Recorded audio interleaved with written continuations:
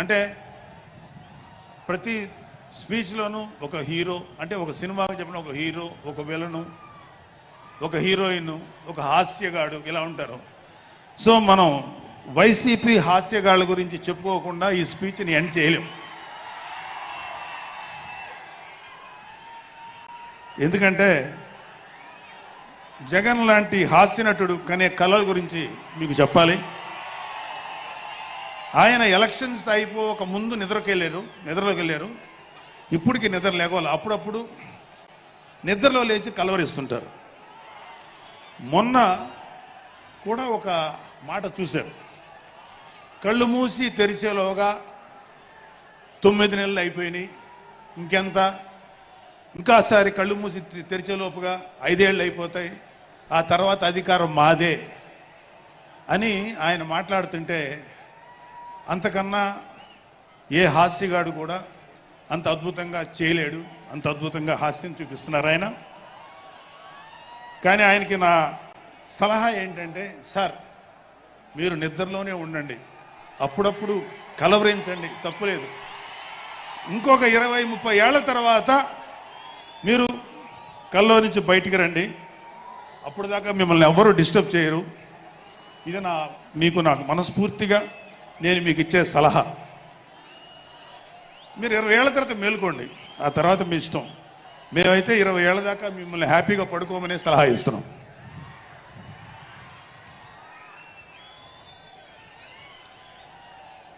So ఆంధ్రప్రదేశ్లో పవన్ కళ్యాణ్ గారి యొక్క చొరవతోటి ఏర్పాటైనటువంటి ఈ కూటమి ప్రభుత్వం ఎన్ని చోట్ల ఎంత పెద్ద సక్సెస్ అయిందో, ఎంత 164 సీట్లు సాధించే దిశగా ఆయన ఎంత కష్టపడ్డారో మనందరికీ తెలుసు.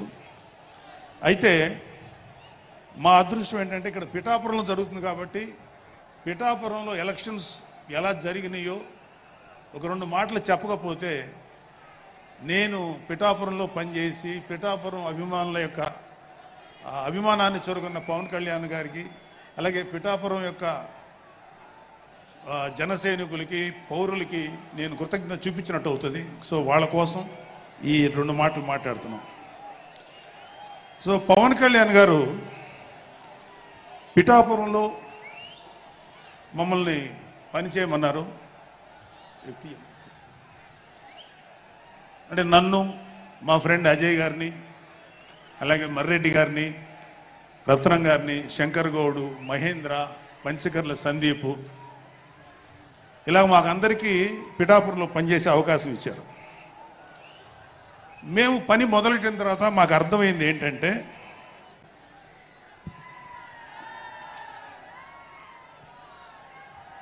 పవన్ కళ్యాణ్ గారికి ఆల్రెడీ ఇక్కడ విజయం ఖరారైంది. మనం ఓన్లీ పని చేస్తున్నట్టుగా ఉండడమే తప్ప మనం కొత్తగా చేయాల్సిన పని ఏమీ లేదు అని చెప్పి నాకు అర్థమైంది. నాకే కాదు మా అందరికీ అర్థమైంది. సో మేము దీన్ని ఎంత గొప్ప అదృష్టంగా తీసుకుంటున్నామంటే, పవన్ కళ్యాణ్ గారు మీరు పని చేసేటువంటి మేము ఇక్కడ ఏదో పని చేసాం అనే తృప్తి మాకు ఇవ్వటం కోసం ఆయన ఈ మమ్మల్ని అపాయింట్ చేశారు తప్ప ఆయన గెలుస్తారన్నది, ఆయన అఖండ విజయం సాధిస్తారని ఆయనకు ముందే తెలుసు. కానీ ఆ సాటిస్ఫాక్షన్ మాకు ఇవ్వటం కోసం మాకు ఈ అవకాశం ఇచ్చారు. అయితే అది మా అదృష్టంగానే ఫీల్ అవుతున్నాం. చంద్రుడికో నూలు పోగులాగా ఆయన పడిన కష్టానికి ఒక చిన్న పని చేశామనే తృప్తి అయితే మాత్రం మాకు నిజంగానే ఉంది. అయితే ఇక్కడ పిఠాపురంలో పవన్ కళ్యాణ్ గారు అఖండ విజయం సాధించడానికి 2 ఫ్యాక్టర్స్, 2 ఇంపార్టెంట్ ఫ్యాక్టర్స్. ఒకటి మన ప్రెసిడెంట్ జనసేనాని పవన్ కళ్యాణ్ గారు అయితే, రెండో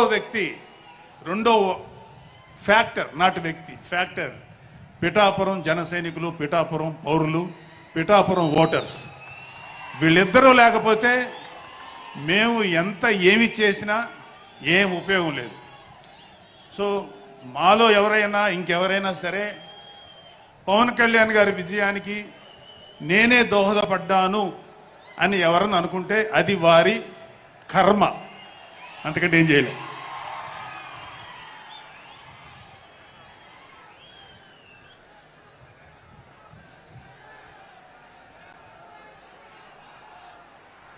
సో ఇక్కడ మన ప్రెసిడెంట్ పవన్ కళ్యాణ్ గారికి ఆయన గురించి చెప్పడానికి ఒక ఇంపార్టెంట్ విషయం చెప్పాలి. అది ఏంటంటే మొన్న ఈ మధ్యన మా అమ్మగారితో మాట్లాడుతున్నప్పుడు మా కళ్యాణ్ బాబు గురించి ఒక మాట వచ్చింది. యాక్చువల్గా ఇక్కడ నేను ఒక అన్నగా మాట్లాడకూడదు, కానీ నేను ఒక పార్టీ జనరల్ సెక్రటరీగా మాట్లాడాల్సి వచ్చినా కూడా ఒక అన్నగా ఈ ఒక్క విషయం నేను చొరవ తీసుకుని మాట్లాడాలి. సో మా అమ్మని అడిగాను, అంటే ఆవిడ నాతో చాలా ఫ్రెండ్లీగా ఉంటుంది. ఆవిడ అడిగా, ఏదో మాటల్లో వచ్చింది, అమ్మ మమ్మల్ని అంటే ఏ తల్లి అయినా ఒక ఆడతల్లి ఒక స్త్రీమూర్తి బిడ్డను కనేటప్పుడు చాలా నొప్పులు పడుతుంది, అదొక పునర్జన్మ అంటారు. అలాంటిది నేను మా అమ్మని అడిగా, నేను పుట్టినప్పుడు ఏమన్నా పెయిన్స్ అనుభవించావమ్మా అని. మా అమ్మ అంది, నువ్వు పుట్టినప్పుడు నేను అనుభవించిన పెయిన్స్ భూమి మీద ఆడది అనుభవించలేదు, అంత కష్టం పెట్టేవాడు. అది మా అమ్మ చెప్పింది నా గురించి. సరే కళ్యాణ్ బాబు ఎలాగా అన్న. గొప్ప విషయం అంటే నేను షాక్ అయ్యా. వాడు పుట్టినప్పుడు నాకు పెయిన్ అనేది కొంచెం కూడా తెలియలేదురా, అలాగా నాకు పెయిన్ లేకుండా పెయిన్ ఇవ్వకుండా పుట్టాడు. ఈ విషయం నేను కొంచెం షాక్ అయ్యా. అదేంటమ్మా కనీసం పెయిన్స్ ఉంటాయి కదా, ఏమోరా నాకు ఏమాత్రం పెయిన్ తెలియకుండా పుట్టాడని. సో నేనేమంటానంటే